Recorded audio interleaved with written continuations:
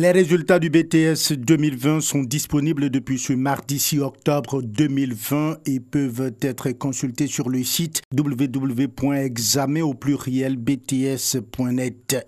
On note un taux de réussite de 52,30% contre 58,69% pour la session 2019, soit une régression de 6,39%. Lorsqu'on fait une répartition par genre, les filles ont 52,18% et les garçons 52,45%.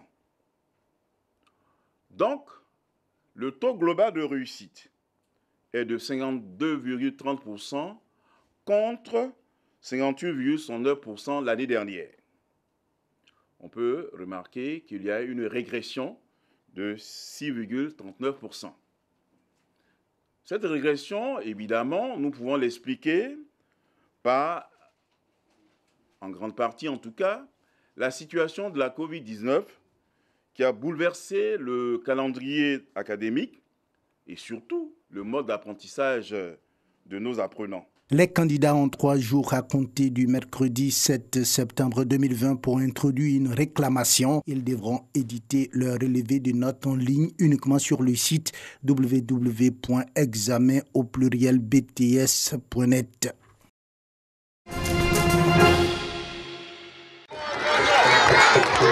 Des écoliers visiblement heureux d'accueillir et de voir de près leur ministre, leur maire, Kandia Camara, pour la première fois. Une joie partagée par leurs parents, venus en grand nombre.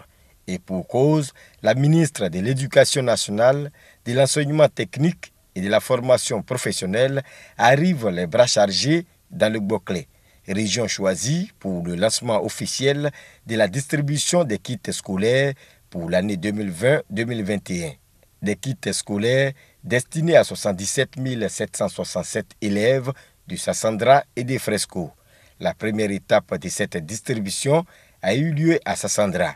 Sincèrement merci pour le choix de Sassandra, capitale de la région du Boclé, pour le lancement officiel de la distribution des kits scolaires sur toute l'étendue du territoire national. Merci. Merci parce que tu n'as pas oublié le Boclé. 70 enseignants bénévoles ont été faits fonctionnaires enseignants.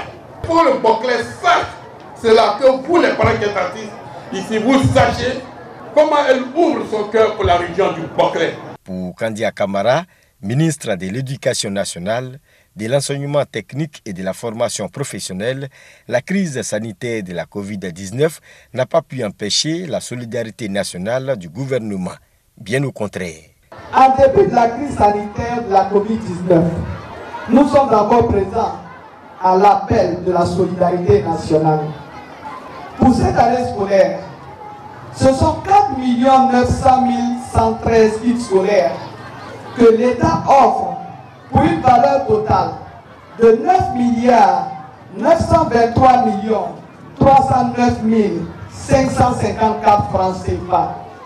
En rapport avec l'actualité, je vous invite, chers parents, à tout mettre en œuvre afin de préserver vos enfants de certains appels tendant à les impliquer dans des velléités politiciennes. La place de vos enfants, que dis-je, de nos enfants est à l'école et pas dans la rue.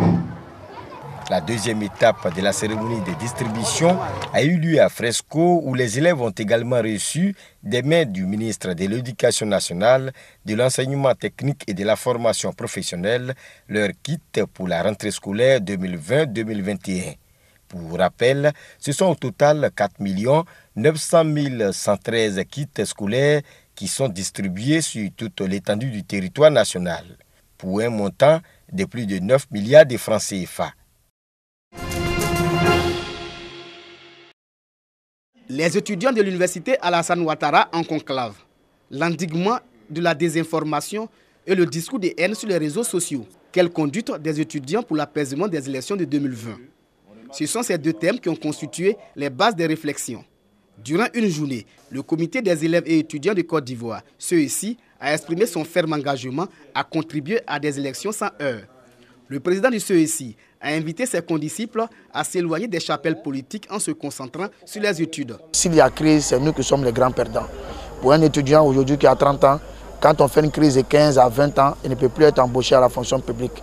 On n'a pas seulement que des droits, mais on s'est dit qu'on a des devoirs. Et aujourd'hui, on doit pouvoir contribuer tout en travaillant à la paix, car c'est nous qui bénéficions. Cette journée de réflexion, parrainée par le ministre de l'Enseignement supérieur et de la Recherche scientifique, Adama Diawara, son représentant, Meke Meïté, a animé une conférence.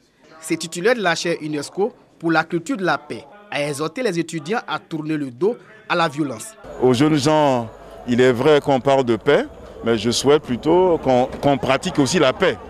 Que la paix soit non seulement dans l'esprit des hommes, mais dans le comportement des hommes aussi. Après cette journée de réflexion, le comité des élèves et étudiants de Côte d'Ivoire sillonnera les lycées, collèges, universités et grandes écoles de Côte d'Ivoire. Un seul message à véhiculer: sensibiliser les étudiants pour des élections apaisées. La nuit tombée à Guézon-Binao, dans le département de Bangolo, les habitants ont recours aux lampes torches pour vaquer à leurs occupations. Les plus nantis utilisent les plaques solaires pour éclairer leur domicile et alimenter leur poste téléviseur. Lorsque nous payons ces antennes-là, ce sont eux-mêmes qui viennent installer et à chaque fin de mois, on paye. Voilà, comme l'électricité là, 9 000 par mois, jusqu'à un certain moment. Voilà, donc c'est vraiment très coûteux. C'est une somme estimée par exemple à 300 000. Pour ces populations, Guézon-Binao va amorcer son développement. L'électricité était attendue depuis l'indépendance du pays. L'électricité précède le développement. On va commencer à installer un marché. Ici, il n'y a pas de grande boutique, donc nous allons installer des magasins et puis permettre aux gens de venir, de s'installer et puis aider nos parents. Aujourd'hui, nos enfants seront sur le même niveau que ceux qui sont en ville. On estime la population à 1000 habitants. Aujourd'hui, les rues du village bénéficient de l'éclairage public. Une action rendue possible grâce à l'appui du ministre chargé des Affaires présidentielles, Téné Birahima Ouattara. L'année dernière, nous avons pu faire la mise sous tension du village de Srouapan grâce au ministre des Affaires présidentielles, M. Téné Birahima Ouattara, qui a aussi entendu la doléance des villages de Guézon-Binao et qui nous a permis d'atteindre cet objectif-là en un laps de temps. Et au jour d'aujourd'hui, ces deux villages sont sortis, je dis, de l'obscurité. Vous le voyez vous-même. Elles sont heureuses, nos populations. Elles sont contentes, nos populations. Seulement, nous leur demandons de garder raison. Nous leur demandons de ne pas se faire manipuler. Nous leur demandons d'écouter le développement et non d'écouter les voix de la division, les voix des casses et surtout les voix du désordre. Selon le président de la mutuelle de développement, Guézon-Binao a été fondée en 1932. C'est le stade du village d'Angounansou dans la sous-préfecture d'Ando-Crécrenou qui abrite la finale du tournoi de la cohésion sociale et de la fraternité. Tournoi doté du trophée Vayao Josier.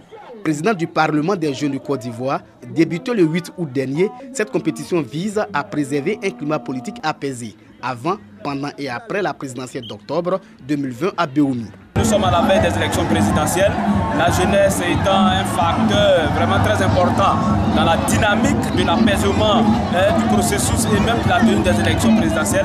Nous avons jugé bon de pouvoir initier cette action, une initiative qui tend à rassembler autour des valeurs de paix, de cohésion sociale, de la fraternité, de l'entente, pour dire aux hommes politiques que l'élection présidentielle doit être considérée comme une compétition de football. Avec 12 équipes au lancement, ce sont les formations de Sokpa en jaune et de Tissou en orange qui ont pu se hisser en finale. Dès l'entame du jeu, les joueurs venus du village de Tissou vont se montrer percutants. Cette pression va occasionner un coup de pied arrêté. C'est sur ce coup franc mal dégagé que les oranges ont ouvert le score. Un score qui restera inchangé jusqu'à la fin du match. L'esprit du tournoi est salué. Nous pensons, pour notre part, après les séances de sensibilisation faites par les autorités nationales et locales, nous pensons que ce tournoi va contribuer fortement à l'apaisement et la tension que nous avons tous entendue à l'approche de l'élection du 31 octobre. Le sport Facteur de rassemblement, de cohésion, credo choisi pour sensibiliser les jeunes codais sur la paix et le vivre ensemble.